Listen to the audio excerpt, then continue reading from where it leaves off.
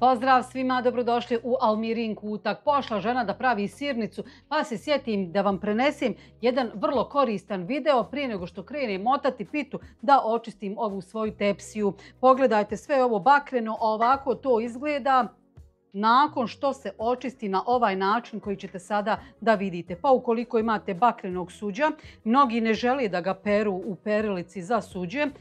Ima tu različitih načina, imate recimo i onu čeličnu spužvicu koja se može negdje kupiti pa njom očistiti. U svakom slučaju, evo, ovo je najjednostavniji način za koji sam do sada čula kako se čisti bakreno suđe. Nemoj da se vrtiš, manta mi se u glavi.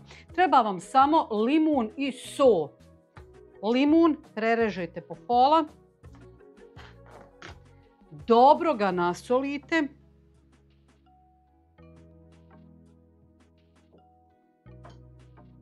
Ovo sklonimo.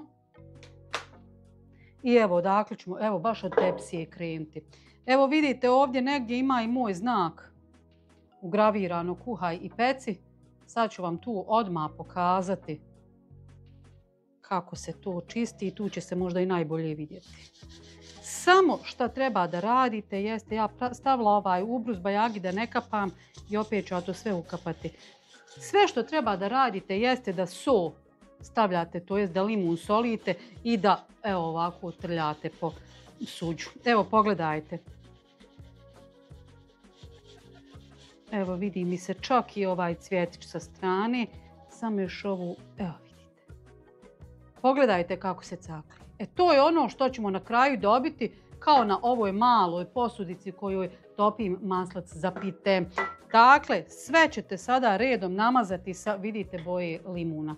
Automatski se mijenja. Znači još naspijemo soli, trljamo i kad sve ovo fino istrljate, samo saperete mlakom vodom. Posušite i to je sva mudrost. Eto, nadam se da sam vam pomogla. Ja sada odo da ribam, pa pita nek čeka.